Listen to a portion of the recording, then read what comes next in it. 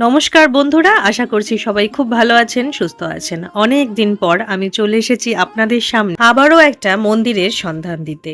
মন্দিরটির নাম হচ্ছে শ্রী শ্রী রাধা গিরিধারী জিউ মন্দির। অসাধারণ কারুকার্যে সুসজ্জিত এই মন্দির। মন্দিরটি কোথায়, কিভাবে আসবেন, এখানে পুজো দেওয়ার কি ব্যবস্থা, দুপুরে ভোগ প্রসাদ গ্রহণের কি ব্যবস্থা, আরতির কি সময় আছে, এখানে থাকার ব্যবস্থা আছে কিনা, সমস্তটা আমি বিস্তারিতভাবে জানিয়ে দেবো এই ভিডিওর মাধ্যমে। শ্রী শ্রী রাধা গিরিধারী জিউ মন্দির। ভগবান শ্রীকৃষ্ণের এই গিরিধারী নামের পিছনে যে পৌরাণিক কাহিনী আছে তারও বর্ণনা থাকবে এই ভিডিওয়ে। সুতরাং ভিডিওটা একদম স্কিপ না করে পুরোটা দেখুন। আমি কথা দিতে পারি আপনাদের ভিডিওটা খুব ভালো লাগবে। তো চলুন শুরু করা যাক। প্রথমেই জানিয়ে দিই মন্দিরটি কোথায় এবং কিভাবে আসবেন।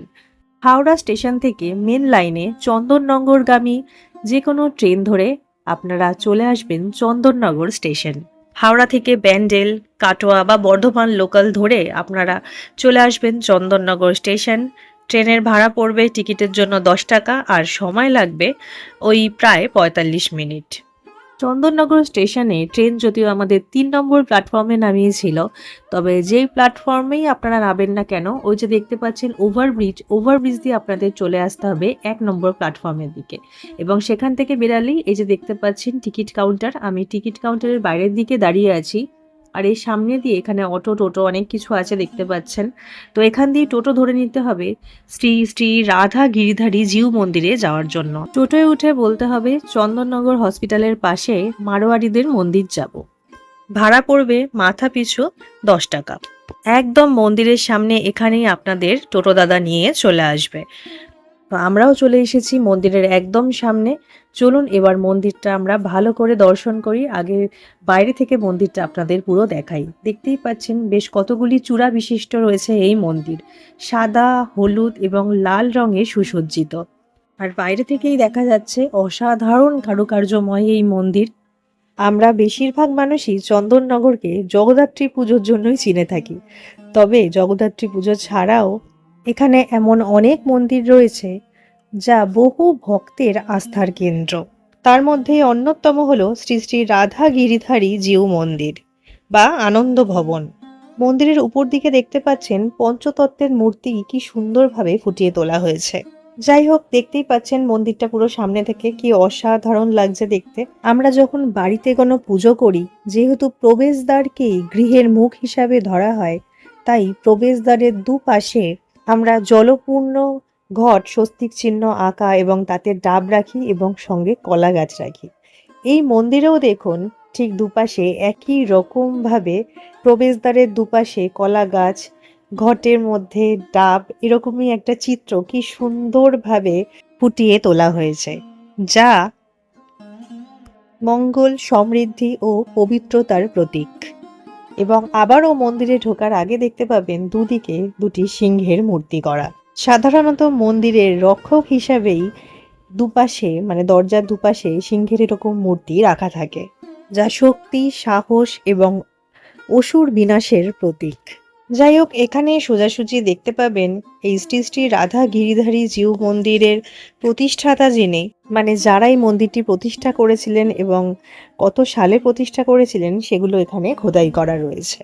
মন্দিরটার চারপাশ দিয়ে যেহেতু সরু করিডোর মতো করা আছে, তাই পুরো মন্দিরের চারপাশটা দিয়ে একবার ঘুরে আসা যাবে। তো সেটাও আমি যাব। তার আগে দেখুন আপনারা দেওয়ালে কি সুন্দর কারুকার্য করা, কি সুন্দর করে ময়ূর আঁকা রয়েছে এখানে, মানে ময়ূরের মূর্তির মতন তৈরি করা এখানে আর কি। আর ঠিক তার নিচেই রয়েছে এক দল হাতি। সত্যি অসাধারণ লাগছিল দেখতে। যাই হোক, মন্দিরের এরকম সুন্দর কারুকার্য দেখতে দেখতে মন্দিরটা চারপাশ দিয়ে ঘুরে আসি আমরা, আর তার সঙ্গে সঙ্গে আমরা শুনে নিই সেই পৌরাণিক কাহিনী, ভগবান শ্রীকৃষ্ণের এই গিরিধারী নামের পিছনের কি কারণ। পুরাণে বর্ণিত আছে বৃন্দাবনের মানুষ প্রতি বছর দেবরাজ ইন্দ্রের পুজো করতেন, কিন্তু ভগবান শ্রীকৃষ্ণ সবাইকে বললেন, আমাদের জীবনের আসল আশ্রয় হলো গোবর্ধন পর্বত, গরু এবং প্রকৃতি, তাই ইন্দ্রের পরিবর্তে গোবর্ধনের পুজো করা উচিত। এতে ভগবান ইন্দ্র অত্যন্ত ক্রুদ্ধ হয়ে প্রবল ঝড় বৃষ্টি শুরু করেন। তখন ভগবান শ্রীকৃষ্ণ তার কনিষ্ঠ আঙুলে গোবর্ধন পর্বত তুলে 7 দিন 7 রাত ধরে সমস্ত ব্রজবাসীকে আশ্রয় দেন। অবশেষে ইন্দ্র নিজের ভুল বুঝতে পেরে শ্রীকৃষ্ণের কাছে ক্ষমা চান। সেই থেকেই ভগবান শ্রীকৃষ্ণ গিরিধারী নামে পরিচিত। তো বন্ধুরা, আমি মন্দিরটা চারপাশ দিয়ে ঘুরছি আর আপনারা দেখতেই পাচ্ছেন কি অসাধারণ কারুকার্য করা পুরো মন্দিরটায়। ভীষণই সুন্দর, শান্ত, নির্মল, আধ্যাত্মিক একটা পরিবেশ। মন্দিরটা বাইরে দিয়ে প্রদক্ষিণ করে এসে এবার আমরা প্রবেশ করব মূল মন্দিরে। তো চলুন এবার মন্দিরের ভিতরে প্রবেশ করা যাক।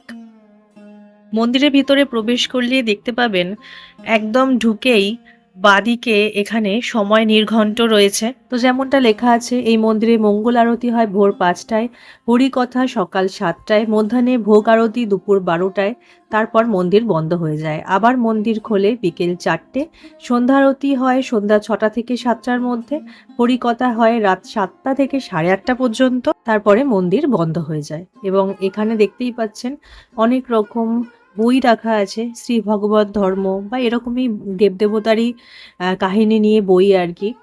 যাই হোক, আর এখানে দান বাক্স রয়েছে, যদি আপনারা চান তাহলে এই বাক্সে আপনারা আপনাদের সাধ্যমতো দান করতে পারেন। আর সোজাসুজি দেখতে পাচ্ছেন একটা বড় দরজা, তার ভিতরে এই যে হল ঘর রয়েছে, এখানেই দুপুরের ভোগের প্রসাদ তৈরি হয়। আর আপনারাও যদি এখানে দুপুরবেলা ভোগের প্রসাদ গ্রহণ করতে চান তাহলে কিন্তু সকাল 8টার মধ্যে এসে এখানে আপনাদের নামটা লিখে দিতে হবে। ভোগ প্রসাদ গ্রহণের জন্য কোনো নির্ধারিত মূল্য নেই, আপনাদের যা মন চায় আপনারা দিতে পারেন। আর ভোগ প্রসাদ গ্রহণের জন্য অগ্রিম বুকিংও করা হয় না ফোনের মাধ্যমে। যাই হোক, আপনারা দেখতে পাবেন ডান দিক দিয়ে একটা সিঁড়ি উঠে গেছে, সেই সিঁড়ি দিয়ে উঠে গেলেই আপনারা পেয়ে যাবেন মন্দির। মানে সিঁড়ি দিয়ে ওঠার সময়তে দেখতে পাবেন এখানে একটা খুব সুন্দর রাধাকৃষ্ণের মূর্তি, দেওয়ালে খুব সুন্দর কারুকার্য করে রাখা আছে, রাধাকৃষ্ণের লীলাটা আর কি এখানে তুলে ধরা হয়েছে। তারপর আরও একটু উঠলে দেখতে পাবেন এখানে শ্রী চৈতন্য মহাপ্রভুর নগর কীর্তনের দৃশ্যটি এখানে ফুটিয়ে তোলা হয়েছে। সত্যি খুব সুন্দর লাগছিল। আর একটা কথা না বললেই নয়, মন্দিরের কোনো জায়গায় কোনো ফাঁক নেই, মানে কারুকার্যে পরিপূর্ণ। যাই হোক, আমরা চলে এসেছি এবারে মন্দিরে, এখানে প্রবেশ করব এবং আপনাদের সমস্তটা দেখাচ্ছি। দেখতেই পাচ্ছেন কি বড় নাট মন্দির চত্বর একটা, অসাধারণ সুন্দর। আর চারপাশটা, যেটা বারবার বলছি, পুরো কারুকার্যময়। মন্দিরের দেওয়াল জুড়ে উপরের দিকে দেখতে পাবেন শ্রী চৈতন্য মহাপ্রভুর নগর কীর্তনের ঘটনাটি সুন্দরভাবে ফুটিয়ে তোলা হয়েছে। অসাধারণ লাগছিল দেখতে, মানে এখানে আসলে আপনারা ঘন্টার পর ঘন্টা বসে কাটিয়ে দিতে পারবেন, কিচ্ছু মনে হবে না। ভীষণ একটা সুন্দর আধ্যাত্মিক পরিবেশ যেটা হয় মন্দিরে, মন্দির মানেই একটা আধ্যাত্মিক পরিবেশেরই জায়গা। আর এখানে দেখবেন আসলে মনটা একদম ভালো হয়ে যাবে। সিঁড়ি দিয়ে উঠে এই গেট দিয়ে আমরা প্রবেশ করলাম। আর এই যে নগর কীর্তনের এই ছবিটি পুরো দেওয়াল জুড়ে রয়েছে, যেমনটা আপনাদের এতক্ষণ আমি দেখালাম, এই যে দেখতেই পাচ্ছেন। এছাড়াও নানান কারুকার্য করা রয়েছে, অসাধারণ লাগছিল দেখতে, মানে চোখ ফেরানো যাবে না, এত সুন্দর লাগছে চারিদিকটা। সিঁড়ি দিয়ে উঠে গেটটা দিয়ে ঢুকেই আপনারা বাঁদিকে দেখতে পাবেন নৃসিংহদেবের একটি ছবি রয়েছে এবং ঠিক তার পাশেই গুরুদেবের একটি মূর্তি। ইনি হলেন ইস্কনের যিনি গুরুদেব শ্রী প্রভুপাদ, তারই গুরুদেব ইনি ভক্তি বেদান্ত সরস্বতী মহারাজ। যাই হোক, খুব সুন্দরভাবে মূর্তিটি এখানে রাখা রয়েছে এবং এর ঠিক সোজাসুজি ওদিকেই রয়েছে মূল গর্ভগৃহ, সেদিকে যাচ্ছি। তার আগে আর একবার দেখিয়ে দিই আমি, এখানে উপরে দেখুন অনেকগুলো পাখার ব্যবস্থা করা যাতে ভক্তদের কোনো রকম কোনো অসুবিধা না হয়, এবং বড় একটা নাট মন্দির চত্বর, সেটা তো প্রথম থেকেই দেখাচ্ছি। খুব খুব সুন্দরভাবে মার্বেল পাথরে নির্মিত এই নাট মন্দির চত্বর। যাই হোক, আর একটা জিনিস এই মন্দিরের ভিতরে আপনারা দেখতে পাবেন, সেটা হচ্ছে ভগবান শ্রীকৃষ্ণের ছোট থেকে বড় হওয়া পর্যন্ত যা যা লীলা রয়েছে সেগুলো সমস্তটা এরকম চিত্রের আকারে এখানে ফুটিয়ে তোলা হয়েছে। প্রতিটা পিলারে পিলারে সুন্দরভাবে পিলারগুলো তৈরি, তার মধ্যে এরকম এক একটা দৃশ্য এখানে তুলে ধরা হয়েছে। খুব অসাধারণ লাগছিল দেখতে, যেমনটা বলছি আমি শুরু থেকেই, কোনো দিকে কোনো ফাঁক নেই, খুব সুন্দরভাবে তৈরি করা এই মন্দিরটা। আপনারা একদিন এসে এখান থেকে ঘুরে যান, আপনাদেরও খুব ভালো লাগবে, অসাধারণ একটা মন্দির। যাই হোক, এতক্ষণ আমি চারদিকে পুরোটা আশা করি দেখিয়ে দিয়েছি এবং এই মন্দিরটা আপনারা কিভাবে আসবেন, এখানে কখন কি আরতি হয় সেই সবও আমি শুরুতেই বলে দিয়েছি ভিডিও শুরুর দিক করেই। আর আপনারা চাইলে এই মন্দিরটাও প্রদক্ষিণ করতে পারেন। প্রদক্ষিণ করার ব্যবস্থা রয়েছে, সরু করিডোর করা আছে যেখানে আপনারা মন্দিরটা প্রদক্ষিণ করতে পারেন। আর পুরোটাই কারুকার্যে পরিপূর্ণ। দুপুর 12টার সময় ভোগ আরতি হয়, তারপরে আপনারা ভোগের প্রসাদ পাবেন। আর ভোগ গ্রহণের কি ব্যবস্থা তা তো বলেইছি, অগ্রিম কোনো বুকিং নেই এখানে ভোগ গ্রহণের জন্য। ভোগ গ্রহণ করতে চাইলে সকাল 8টার মধ্যে এসে নাম লেখাতে হবে, কোনো নির্ধারিত মূল্যও নেই। আপনারা ভোগ গ্রহণ করে আপনাদের মন যা চায় আপনারা তাই দিতে পারেন। পুজো দিতে চাইলে পূজার সামগ্রী নিয়ে চলে আসবেন। দুপুর 12টার সময় তো ভোগ আরতির জন্য পুজো হয়, তখনই পুজো হয়ে যাবে। আর এখানে এখনো কোনো থাকার ব্যবস্থা নেই। যাই হোক, আর একটা জিনিস দেখতে পাবেন, এখানে নানান আরতির মন্ত্রগুলো লেখা রয়েছে। যেমন তুলসী আরতি, এখানে শ্রী নৃসিংহের প্রণাম মন্ত্র, এরকম নানান মন্ত্র এখানে লেখা রয়েছে।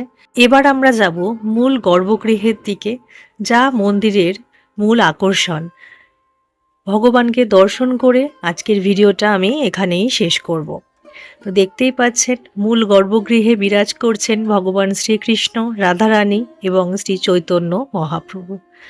অসাধারণ লাগছে দেখতে, সত্যি অসাধারণ, চোখ সরানো যাচ্ছে না। যাই হোক, আশা করি আপনাদের ভিডিওটা ভালো লেগেছে।